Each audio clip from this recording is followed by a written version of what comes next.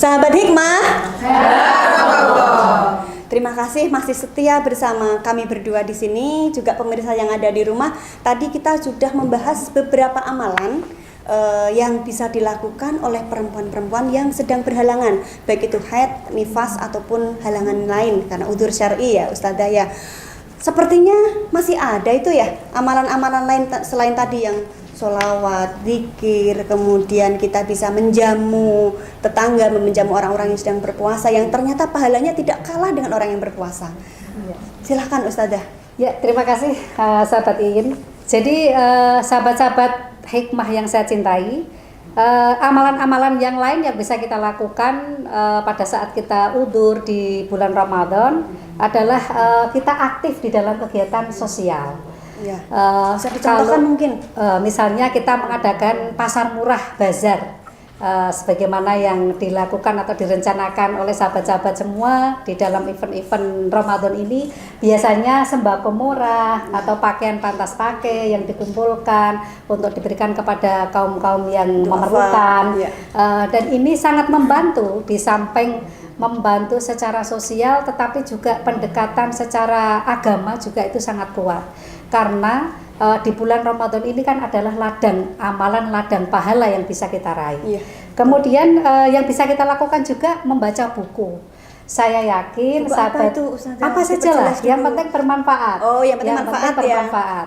Dan kita tahu lah, mungkin sahabat Iin dan sahabat-sahabat Hikmah semua di rumahnya itu lemari itu bertumpuk-tumpuk buku. Dan bahkan mungkin sampai jamuran mungkin ya. Karena belum pernah dibuka. Iya. Cobalah di bulan Ramadan ini kita bongkar. Kita lihat, kita baca kembali, kita belajar kembali di sela-sela kesibukan kita, daripada kita melamun, membayangkan yang tidak-tidak, menghayalkan kehidupan yang tidak sesuai dengan yang kenyataan. Lebih baik kita membaca buku, akan menambah ilmu. Syukur-syukur ketika kita sudah memahami buku yang kita baca, bisa kita tularkan kepada orang lain sebagai transfer ilmu tadi. Saya kira itu sangat mudah bisa dilakukan oleh sahabat-sahabat semua. Kalau misalnya membaca buku diganti Ustazah, sekarang kan ada e-book ya, yang kita bisa download di internet. Bisa enggak seperti itu Ustazah? Bisa, tetapi begini sahabat Iin, kadang-kadang kan kalau kita download itu kan sumbernya kita tidak jelas ya. Iya betul. Kola-kola siapa kan begitu. Tapi kalau buku itu kan jelas, ada narasinya, textbook jelas, ada pengarangnya siapa, sumbernya dari mana, ada catatan kakinya, jadi jelas. Jadi kalaupun ada hal-hal yang mungkin menyimpang atau hal-hal yang kira-kira tidak sesuai dengan apa yang seharusnya, itu kita lebih bisa dipertanggungjawabkan. Tetapi sekali lagi kita download boleh, tetapi juga harus cari pendamping, pendamping buku. Tidak semata-mata download. Kalau semata-mata kita download, khawatirnya sumber itu kurang sesuai. Terima kasih. Apalagi kalau misalnya sering sekali kita sekarang sedikit-sedikit share atau like gitu ya. Jadi jangan sembarangan seperti itu, harus dilihat dulu sumbernya ini memang dia bisa dipertanggungjawabkan atau bisa dipercaya apa enggak. Ini sepertinya ada yang mau bertanya lagi, Ustazah. Kita persilahkan ya. Ya, silakan. Menarik sekali tadi yang disampaikan dan membuat saya kita tahu bahwa sekarang ini kan teknologinya sangat canggih gitu ya. Jadi juga tentang donor dan sebagainya. Nah, ini yang terjadi di lingkungan kita. Terkadang orang itu sering men-sharing ilmu ataupun membagi-bagikan ilmu apa yang dia ketahui melalui media sosial.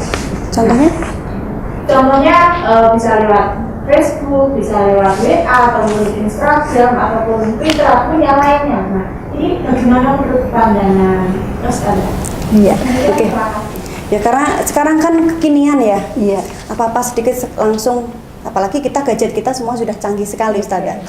Menarik sekali ya pertanyaan yang sangat cerdas dan kita alami semua, dan saya yakin sahabat-sahabat Hikmah juga mengalami dan biasa melakukan juga sahabat Iin ya. Kalau kita mentransfer ilmu melalui WA, kita men-share apapun ya, selama itu bisa dipertanggungjawabkan, selama sumbernya itu jelas, jangan sampai hoak ya. Kadang-kadang seperti kasus yang saat ini lagi hangat, Muhammad Ali baru belum dimakamkan, sudah ada pengiringan jenazah dengan sholawat, dengan zikir, dengan apa yang menggema di Amerika begitu. Itu kan hoak ya. Lah kadang-kadang hal-hal yang seperti ini kita sampaikan tapi sumbernya kan tidak jelas. Alangkah baiknya ketika kita mengirimkan apapun yang kita ingin kita share, karena membagi ilmu adalah bagian dari ladang pahala kita, sejatinya kita harus meneliti dulu sumbernya. Jangan sampai ilmu yang kita transfer itu tidak pas dan diragukan kebenarannya. Saya kira itu sahabat ini. Iya. Jadi saya ingat beberapa waktu yang lalu saya dapat share dari salah satu grup WA itu tentang buah impor dari sebuah negara yang katanya di situ sebelum dimasukkan di dalam kaleng itu disuntikan virus HIV. Padahal kita tahu sekali ya bahwa tidak semudah itu virus HIV bisa hidup di luar gitu ya. Jadi mungkin untuk pemirsa yang ada di rumah, juga sahabat hikmah yang ada di sini, ketika kita share sesuatu harus dilihat dulu. Jangan asal klik like ataupun share.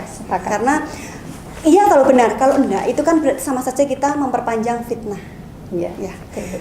Baik, mungkin ada lagi yang terakhir, pertanyaan terakhir, silahkan sahabat. Bisa disebutkan nama? Terima kasih, nama saya Nurhalidah. Terima kasih Ustazah dan sahabat ini. Seperti materi yang tadi disampaikan berkaitan dengan bulan Ramadan adalah bulan penuh berkah bagi semua manusia di bumi. Terkait dengan hal tersebut, apabila doa orang yang dimohonkan oleh wanita yang sedang haid atau sedang nifas, maka tidak suci, itu apakah doanya juga dikabulkan seperti doanya orang yang suci? Oh iya, terima kasih. Ini mungkin sudah menjadi keresahan bersama ini Ustazah yang harus dijawab ini. Silahkan. Terima kasih.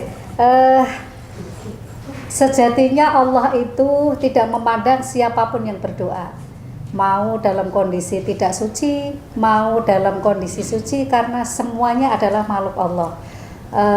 Dan tentunya akan dikabulkan, tetapi sesuai dengan aturan doa yang kita lakukan. Kalau kita berdoa dengan gembor-gembor, ya Allah saya minta ini, saya minta anu, saya kira itu sangat tidak pas ya. Kalau kita umpamakan saja, kita sebagai orang tua, misalkan anak kita meminta sesuatu pada kita, tetapi dengan kata-kata yang kasar, apakah itu akan kita kabulkan? Tentunya kan tidak. Jadi ada bahasa-bahasa yang halus ketika kita menyampaikan doa kepada Allah dengan keikhlasan, dengan menundukkan muka. Bahasanya tidak harus bahasa Arab sahabat, jadi mau bahasa Jawa juga bisa, bahasa Inggris juga bisa, kalau memang bisa pakai bahasa Cina juga bisa, karena Allah itu memahami semua keinginan makhluknya. Dan tidak ada doa yang tidak dikabulkan, asalkan itu tadi kita melakukan dengan ikhlas, melakukan dengan irama yang baik, dengan kata-kata yang halus. Baik, pasti dikabulkan, tetapi Allah lebih tahu pada saat mana yang paling tepat, karena semua akan indah pada waktunya. Yes. Gitu ya Ustazah ya. Setuju.